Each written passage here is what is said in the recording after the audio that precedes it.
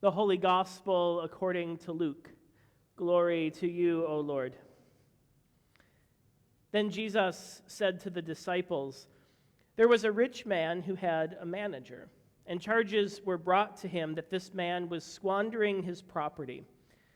So he summoned him and said to him, 'What is this that I hear about you? Give me an accounting of your management, because you cannot be my manager any longer.' Then the manager said to himself, 'What will I do now that my master is taking the position away from me? I am not strong enough to dig, and I am ashamed to beg. I have decided what to do, so that when I am dismissed as manager, people may welcome me into their homes.' So, summoning his master's debtors one by one, he asked the first, 'How much do you owe my master?' He answered, 100 jugs of olive oil. He said to him, 'Take your bill, sit down quickly, and make it 50. Then he asked another, 'And how much do you owe?' He replied, 100 containers of wheat. He said to him, 'Take your bill and make it 80. And his master commended the dishonest manager because he had acted shrewdly. For the children of this age are more shrewd in dealing with their own generation than are the children of light. And I tell you, make friends for yourselves by means of dishonest wealth, so that when it is gone, they may welcome you into the eternal homes. Whoever is faithful in a very little is faithful also in much, and whoever is dishonest in a very little is dishonest also in much. If then you have not been faithful with the dishonest wealth, who will entrust you with the true riches? And if you have not been faithful with what belongs to another, who will give you what is your own? No slave can serve two masters, for a slave will either hate the one and love the other, or be devoted to the one and despise the other.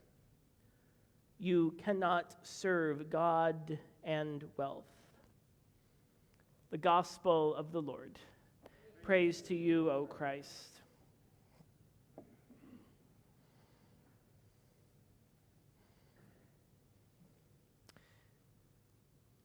After a money laundering scheme for a Mexican drug cartel goes wrong, the Bird family suddenly finds their lives uprooted as they relocate from their comfortable Chicago home to a new life in the Lake of the Ozarks. By the time the fourth and final season of the Netflix series Ozark rolls around, the Birds have more blood on their hands and more shady dealings with mob bosses, local crime families, and even the FBI. Things are complicated, to put it mildly, and the family is in deep, with no other choice than to desperately keep trying to tread water. It's hard to find any redeemable characters in Ozark. There are a few, but not many.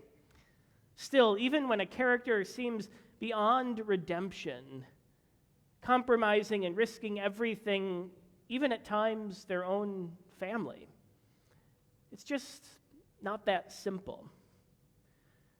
"I am trying to keep this family a family," pleads Wendy Bird, who begins the series as the initially resentful spouse whose husband got them all into this mess to begin with, but ultimately becomes a formidable force, or a formidable figure that becomes the biggest driving force behind the family's ambitions at surviving.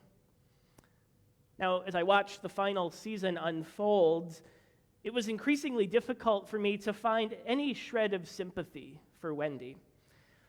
Her ambitions get the better of her, and her tactics aren't always the most palatable. But even behind her worst moments, when Wendy lets down her guard, there's a mother, a wife, a daughter, and a sister who is fiercely, if not fatefully, protective of those she cares about.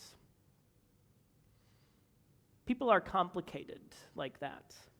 No one is ever entirely corrupt and evil, and certainly no one is ever entirely good and pure either. We're both sinner and saints, as a good Lutheran theologian would say. To suggest otherwise ignores the nuances of what makes humans human. People are complicated.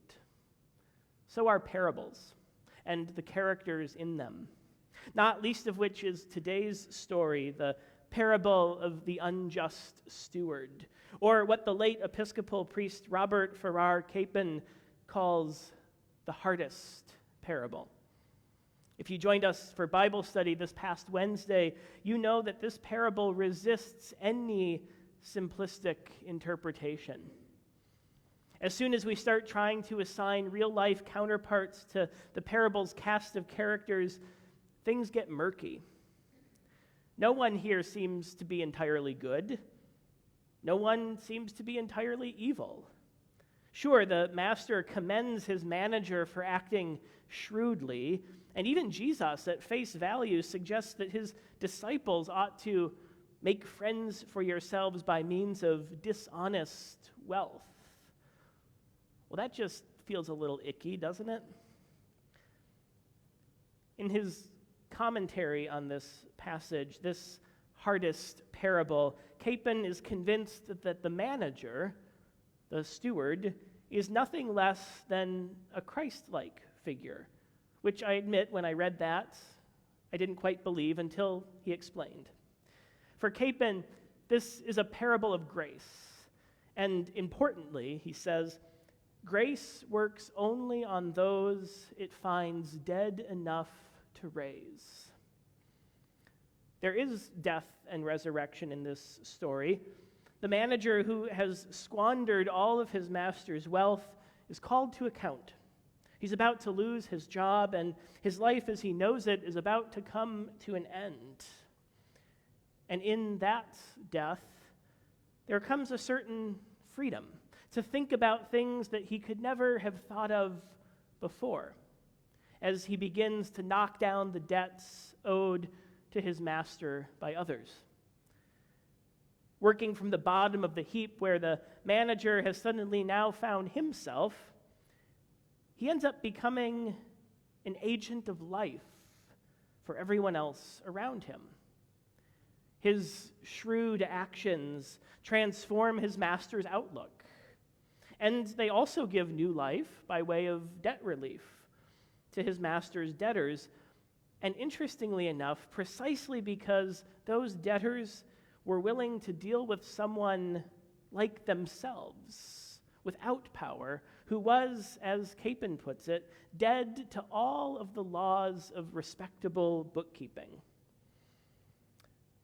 The unique contribution of this parable to our understanding of Jesus, Capon concludes, is its insistence that grace cannot come to the world through respectability. This parable, therefore, says in story form what Jesus himself said by his life. He was not respectable. He broke the Sabbath. He consorted with crooks, and he died as a criminal. Now, at last, in light of this parable, we see why he refused to be respectable. He did it to catch a world that respectability could only terrify and condemn. He became sin for us sinners, weak for us weaklings, lost for us losers, and dead for us dead. This parable is complicated and messy, and so are the characters in it. This parable resists a simplistic interpretation because it offers something so much more profound.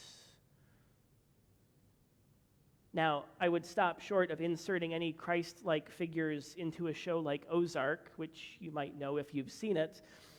But at least for me, someone like the flawed character of Wendy Bird helps us understand a little better the way the so-called unjust steward behaves.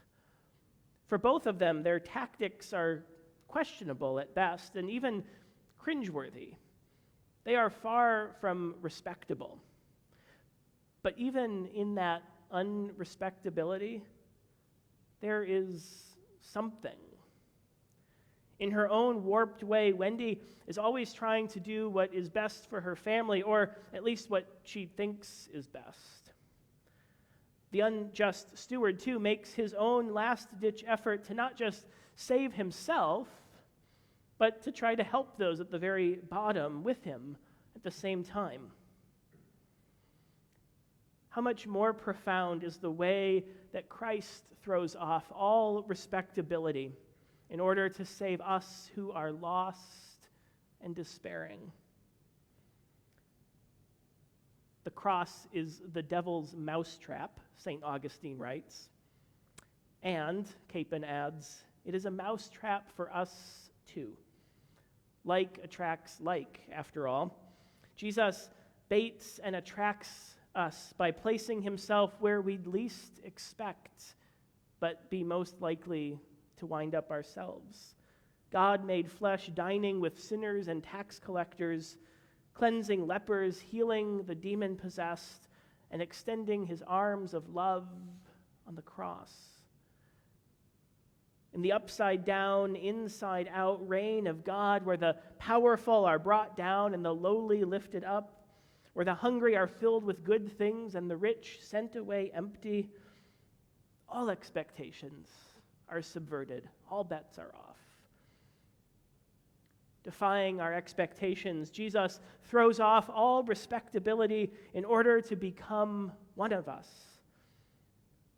to enter into the fullness of our human reality and to walk alongside us in all of what that means. And Jesus, who throws off all respectability, will indeed bear us from death into life.